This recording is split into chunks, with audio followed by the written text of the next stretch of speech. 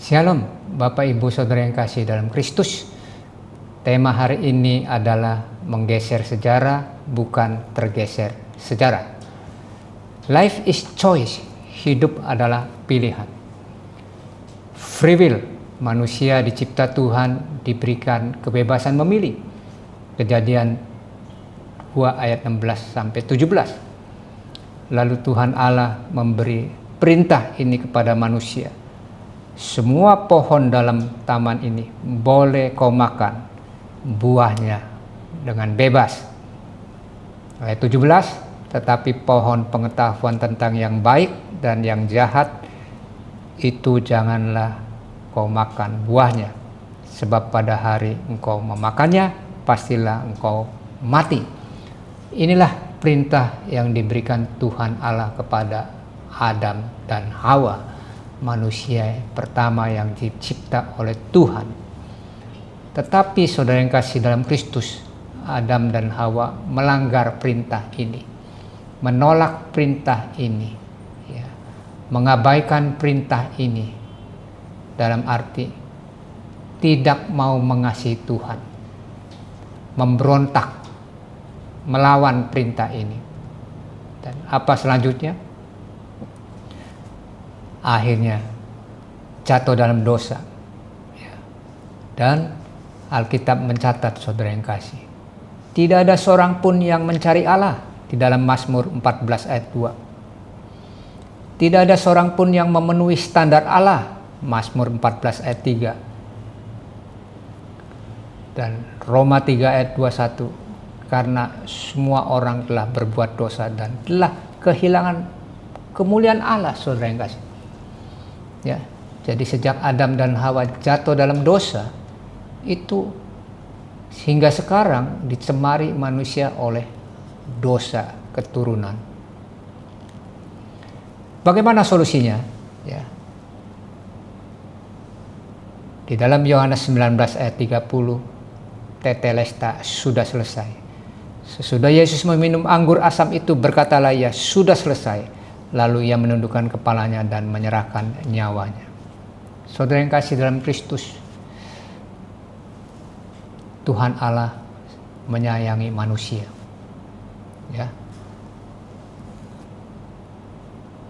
Beda dengan malaikat. Malaikat berbuat salah, diusir dari kerajaan sorga, dan sepertiga malaikat turun ke bumi.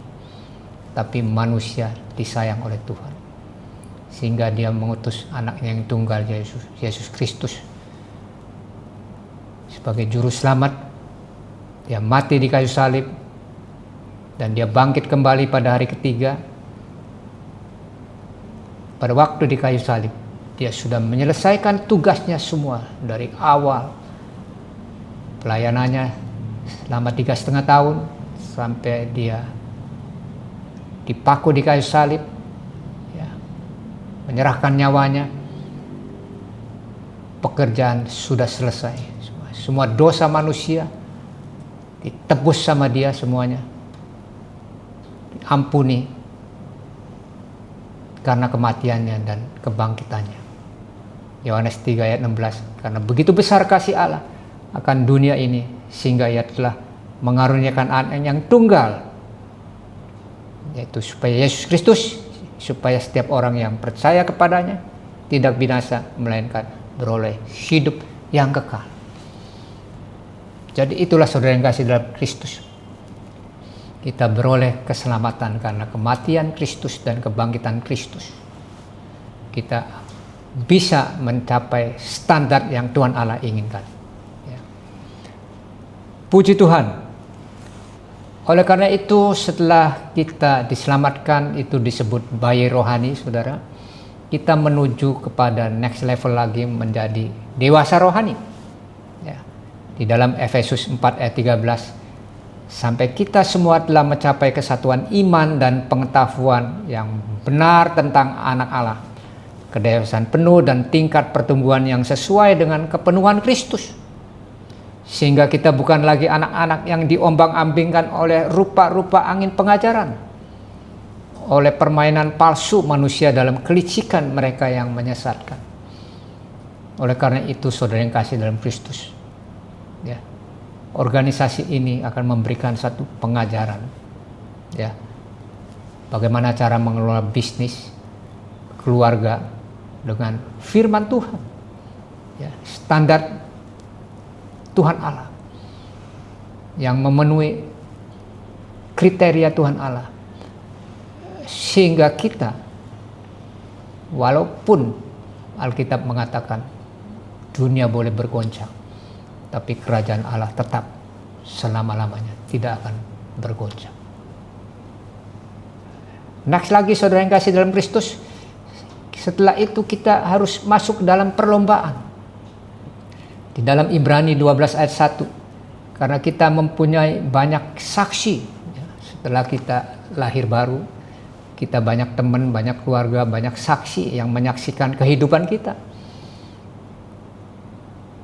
Dalam keteladanannya sehari-hari, bagaikan awan yang mengelilingi kita, marilah kita menanggalkan semua beban dan dosa yang begitu merintangi kita.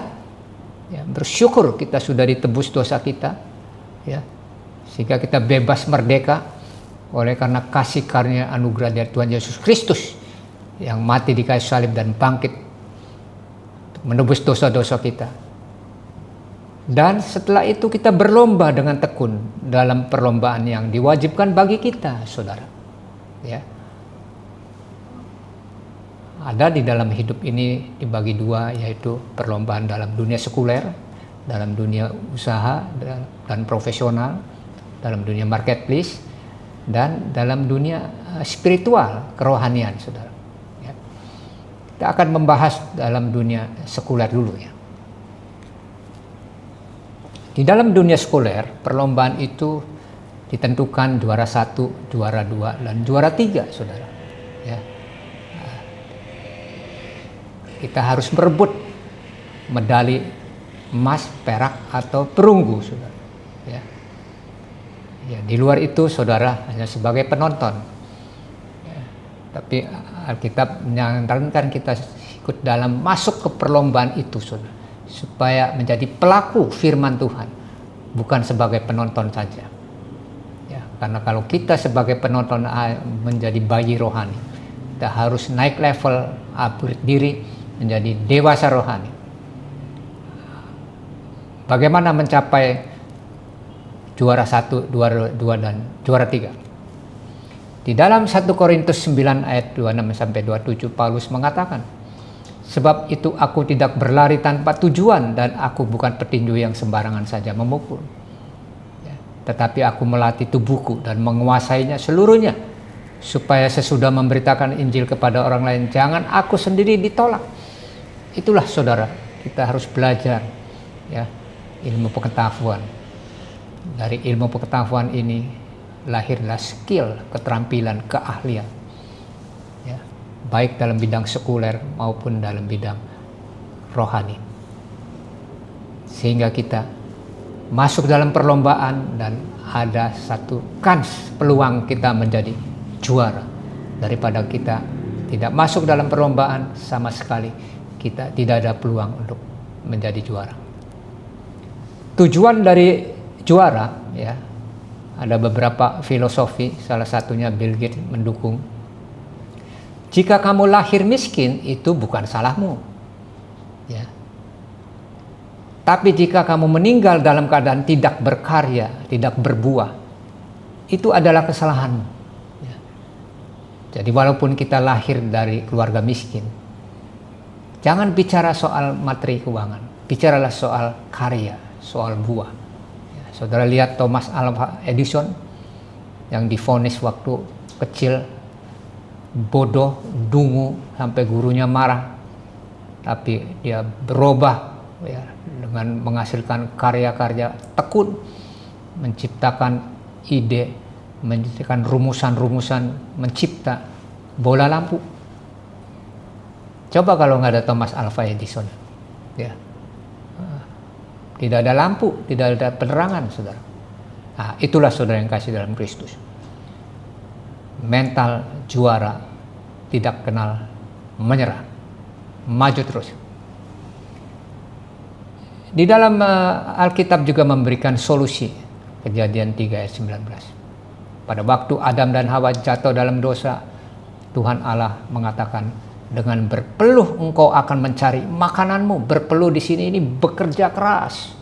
Ya, iman tanpa perbuatan mati, saudara. Bukan malas, bukan pengangguran. Ya, bekerja keras orang-orang yang mendapat upah, orang-orang yang mempunyai pencaharian tetap.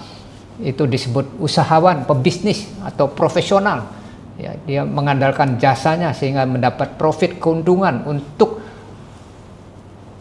memberikan makan pada anak istrinya, keluarganya, dan menyekolahkan. Ya, itu bekerja keras. Karena dari situlah engkau akan diambil. Ya. Sebab engkau debu dan engkau akan kembali menjadi debu. Ya, akhirnya kita akan meninggal juga, saudara. Di dalam 2 Tesalonika 3 ayat 10, Paulus berkata, sebab juga waktu kami berada di antara kamu, kami memberi peringatan ini kepada kamu, jika seorang tidak mau bekerja, janganlah ia makan. Ya, jadi kami menghimbau usahawan dan profesional Kristen, jangan malas. Kita tetap bekerja, mencari nafkah sesuai profesi masing-masing, tapi kita tetap beribadah, memuliakan Tuhan dan melakukan kehendak Tuhan. Namun di tengah perjalanan, saudara, pada waktu kita mengelola, memanage, mengembangkan bisnis dari kecil hingga besar, dari cabang satu hingga puluhan cabang, bahkan ratusan cabang, dari rugi hingga menghasilkan profit, harus memiliki strategi. Ya, nah, strategi ini akan diberikan solusi berlandaskan dengan sistem kerajaan Allah, yaitu firman Tuhan. Saudara yang kasih dalam Kristus, dalam dunia sekuler, Olivier Bernhard, pendiri sepatu On Cloud, ya. Sebelum menjadi pengusaha, dia adalah atlet triathlon, Ironman, papan atas dunia. Ia pernah menjuarai World Duathlon Champion sebanyak 3 kali dan memenangkan berbagai kompetisi Ironman. Ya, pada waktu itu dia setelah lari sebagai pelari atlet, Bernhard sering mengalami cedera kronis pada tendon Achilles kakinya. Ia merasa sepatu lari yang ada di pasar saat itu tidak memberikan bantalan yang cukup lembut tanpa mengorbankan kecepatan.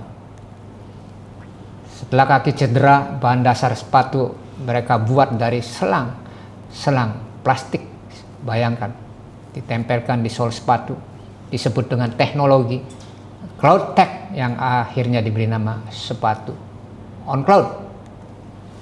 Teknologi sepatu CloudTec ini, saudara, sempat ditawarkan sama Olivier Bernhard pada perusahaan besar, Nike ditolak, Adidas ditolak, dan Puma juga ditolak.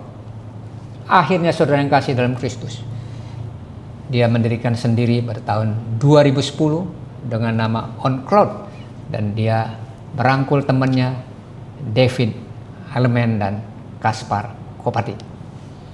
Bukan itu saja, bahkan dia merangkul lagi Roger Federer pada tahun 2019. Roger Federer bergabung bukan hanya sebagai duta merek, ya, dia mempromosikan sebagai mantan pemain terkenal juga, olahragawan, tapi juga sebagai pemegang saham dan desainernya, saudara yang kasih. Luar biasa, saudara, ya. Di mana ada kemauan, di situ ada jalan. Di sana di mana ada peluang, dia berani. Yang tadinya ditolak, dia tidak menyerah. Dia bangkit kembali untuk menyelesaikan cita-cita impiannya. On Cloud melakukan IPO, masuk bursa saham pada tahun 2021 hingga 2026. On Cloud telah menjadi salah satu merek olahraga dengan pertumbuhan tercepat di dunia. Ya, pangsa pasar On Cloud 55 negara, 6.000 gerai. Berawal dari selang pipa, brand sepatu ini sukses mendunia. Olivier Bernhard, co-founder brand On, temukan teknologi Cloudtech dari potongan-potongan selang pipa kebun. Mantan atlet triathlon ini tempelkan potongan-potongan selang pipa di bagian bawah sepatu lari untuk jadi bantalan dan kasih daya dorong ke pelari. Tahun 2010, Bernhard coba pitching konsepnya ke Nike, brand yang sponsorin dia pas jadi atlet, tapi sayangnya ditolak. Ia juga pitching ke Adidas dan New Balance, tapi nggak ada yang berhasil. Akhirnya Bernhard bikin brand sendiri, mengajak David Element dan Kasper Kopecky, dan jadilah brand yang kita kenal sekarang, On. Bernhard patenkan inovasi Cloudtech yang sekarang dipakai di berbagai seri sepatu On, dan pertama kali rilis di sepatu On Cloud Racer pada tahun 2012. Eits, gak cuma sepatu lari, On terus perluas lini sepatunya mulai dari training shoes, track spikes, lifestyle shoes, hiking shoes, dan bahkan sepatu tenis. Selain kembangin sepatu, On juga bikin On Athletics Club yang beranggotakan atlet-atlet dunia untuk uji produk mereka. Salah satunya Hellen Obiri yang berhasil curi perhatian dunia karena menang di Boston Marathon 2024 pakai prototype On Cloudboom Strike LS. Inovasi terbaru On dengan teknologi light spray bikin berat sepatu ini cuma 170 gram fam. Umur brand ini emang baru 14 tahun, tapi inovasinya udah mampu kuasai dunia. Buktinya, dalam kurun waktu 10 tahun, penjualan sepatu On meluas ke 55 negara dan tersebar di 6.000 toko retail seluruh dunia. Apa yang kalian suka dari sepatu On fans? Komen di bawah ya. Nah, saudara yang kasih dalam Kristus, itulah bisnis dimulai dari nol, from nothing to something. Ya, dimulai dari nol, akhirnya menjadi sukses, berkelimpahan. Tetapi saudara yang kasih dalam Kristus, menurut Alkitab, apa gunanya seseorang memperoleh seluruh dunia tetapi ia kehilangan nyawanya, saudara? Ya, jadi Alkitab mengajarkan kita supaya sukses di dunia tapi sukses juga di akhirat. Ya, maksudnya sukses di dunia, tapi pada waktu kita meninggal, mati, kita masuk surga, saudara yang kasih dalam Kristus. Oleh karena itu Alkitab memberikan solusi, saudara. Nah, ini yang session rohani. Yesus datang memberi hidup dan kelimpahan. Pencuri datang hanya untuk mencuri. Yohanes 10 ayat 10. Pencuri datang hanya untuk mencuri dan membunuh dan membinasakan. Aku datang supaya mereka mempunyai hidup dan mempunyainya dalam segala kelimpahan. Yesus datang dari sorga. Dia adalah Tuhan, inkarnasi, menjadi manusia, lahir dari perawan Maria, tumbuh besar, melayani 3,5 tahun, ya, untuk memberikan kita orang-orang yang berdosa diampuni dan diberikan hidup yang kekal dan mempunyai dalam segala kelimpahan. Apa hidup kekal? Hidup rohani disebut zoe atau hidup kekal. Mati rohani disebut bioskop. Ya.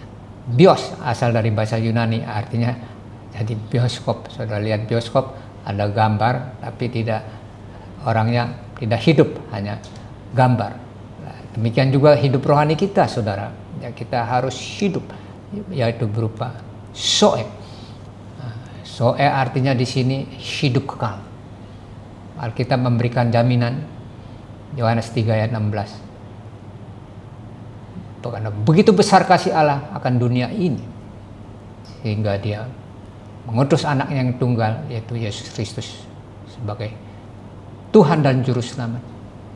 Dan barang siapa percaya kepada Yesus beroleh selamat dan beroleh hidup kekal. Inilah satu jaminan, saudara. Bahkan di dalam Efesus 2 ayat 8, keselamatan tidak bisa dibeli dengan jasa perbuatan baik, tapi hanya kasih karunia anugerah dari Tuhan Yesus Kristus. Memang berbuat baik juga perlu, sangat penting, tapi yang pertama iman percaya dulu kepada Yesus Kristus. Yang kedua, kita akan membahas tentang kelimpahan, saudara. Dalam bahasa Ibraninya disebut Stefa, ya, kayak hikmat Tuhan, kebenaran, kasih, kekudusan, keadilan, kebaikan, kesehatan. Nah, ini begitu limpah, saudara. Ya, artinya itu saudara memiliki satu kelimpahan karena hikmat Tuhan itu. Setelah kita mengenal Tuhan pribadinya, maka akan disingkapkan saudara kelimpahan, yaitu rahasia-rahasia kerajaan sorga dalam firman Tuhan akan disingkapkan semua, akan kita nikmati, kita renungkan dan kita lakukan. Di dalam Lukas 16 ayat 24 ya, pada waktu itu lalu ia berseru katanya, Bapa Abraham, kasihanilah aku, suruhlah Lazarus supaya ia mencelupkan ujung jarinya ke dalam air dan menyejukkan lidahku, sebab aku sangat kesakitan dalam nyala api ini. Jadi pada waktu itu ada Lazarus, orang miskin dan orang kaya, saudara. Dua-duanya meninggal, lalu rohnya diangkat masuk ke dalam satu lokasi yang disebut Hades, ya, yang penuh dengan nyala api. Ya. Di situ saudara yang kasih dalam Kristus, orang kaya ini terbakar api rohnya, dan dia bilang sama Abraham, suruhlah Lazarus supaya mencelupkan ujung jarinya ke dalam air dan menyejukkan lidahku, sebab aku sangat kesakitan dalam nyala api. Tapi Abraham menolak, ya, karena apa yang sudah diberitakan firman Tuhan, saudara tidak lakukan, ya, salah saudara sendiri. Jadi ada saudara neraka dan sorga, ya, dibuktikan dengan kisah orang kaya dan Lazarus. Nah, sekarang kita bahas mengenai kelimpahan, saudara. Manusia terdiri dari tubuh, jiwa, dan roh. Ya, tubuh sehat, di dalam Alkitab Imamat 11 ayat 9, makan segala macam ikan yang bersisik dan bersirip. Apa itu makan bersirip dan bersisik? Kalau kita lihat salmon bersisik dan bersirip, kerapu, kakap, tuna, gurame, kembung. Dan ikan yang tidak bersisik dan bersirip, lele, udang, kerang, kepiting. Ya, saudara boleh pilih. Nah, kita harus mengikuti standar Alkitab. Tumbuh-tumbuhan dan buah-buahan, Kejadian 1 ayat 29. Berfirmanlah Allah, lihatlah aku memberikan kepadamu segala tumbuh-tumbuhan yang berbiji di seluruh bumi, dan segala pohonan yang buahnya berbiji, itulah akan menjadi makananmu. Satu, buah, ya. Pepaya ada bijinya, naga ada bijinya, ya. Kiwi ada bijinya, jeruk ada bijinya, dan apel juga ada bijinya. Pisang termasuk juga. Ya, kita ikutin saja loh standar dari Alkitab. 3 jiwa. Jiwa terdiri dari pikiran, perasaan, dan kehendak. Ya, pikiran diisi oleh air kehidupan, ya, di dalam Mazmur 1 ayat 1 sampai 3. Ya, merenungkan firman Tuhan pagi, siang, dan petang, maka kamu akan diberikan satu air kehidupan, karena standar Tuhan itu firman Tuhan, ya. Dan perjalananmu akan berhasil, saudara yang kasih dalam Kristus. Yang kedua, perasaan. Di dalam 1 Yohanes 4 ayat 8, barang siapa tidak mengasihi, ia tidak mengenal Allah, sebab Allah adalah kasih, saudara yang kasih. Kita harus mengasihi Tuhan dan mengasihi sesama manusia, vertikal dan horizontal. Ada 4 jenis kasih, saudara. Yang pertama, agape, kasih tertinggi, yaitu kasih Tuhan kepada manusia tanpa syarat, tanpa pamrih, dan penuh pengorbanan bagi manusia, saudara yang kasih dalam Kristus. Ya, dia rela menyerahkan nyawanya, mati di kayu salib, dan bangkit pada hari ketiga. Demi apa, saudara? Demi mengasihi saya dan saudara, ya, supaya ditebus dosa-dosanya dan beroleh hidup kekal dengan kasih agape, saudara. Yang kedua, pilia, kasih persahabatan, ya, kepada teman-teman kita di dalam Galatia 6 ayat 10, ya, bertolong-tolonganlah dengan teman-teman kita yang seiman, bersahabatan, ya. Di situ diterangkan bahwa harus saling tolong menolong, saudara yang kasih dalam Kristus, di saat kesusahan, kesulitan, dan kehampaan. Yang ketiga, storge, kasih ikatan keluarga, orang tua, suami istri, anak, cucu, besan. Kita harus mengasihi saudara, ya, keluarga dulu, ya, karena keluarga ini suami istri, anak, cucu, besan itu merupakan satu mata rantai yang harus kita saling kasihi sehingga kita hidup rukun, ya, damai, sejahtera. Bangsa dan negara akan kuat jikalau keluarganya rukun, hidup bersatu, damai, sejahtera, tidak cerai, tidak selingkuh, tidak berbuat macam-macam kejahatan, sehingga kita menjadi satu yang utuh. Yang keempat adalah eros, saudara. Eros ini adalah kasih timbul nafsu birahi romantis yang dikarunia Tuhan, ya, sebetulnya untuk pernikahan, saudara, ya. Tetapi banyak yang prakteknya itu melanggar, saudara, ya, sehingga terjadilah yang sebetulnya nafsu birahi ini hanya untuk suami istri, terjadi pelanggaran-pelanggaran. Nah, itulah makanya jiwa kita perlu diperbaiki, saudara, ya, perlu diisi oleh firman Tuhan sehingga kita berani menolak dosa. Yang terakhir, roh, ya.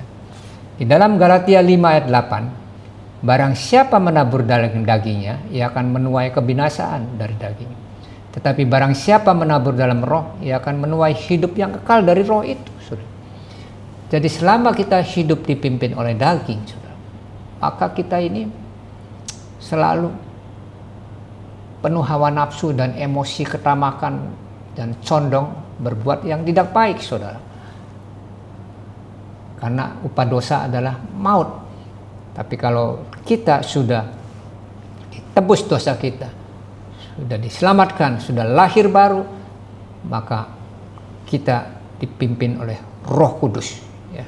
Di dalam Yohanes 14 ayat 16, ia akan memberikan padamu seorang penolong yang lain supaya ia menyertai kamu selama-lamanya, yaitu Roh kebenaran atau Roh Kristus, Roh Kudus, sebab ia menyertai kamu dan aku, diam di dalam kamu.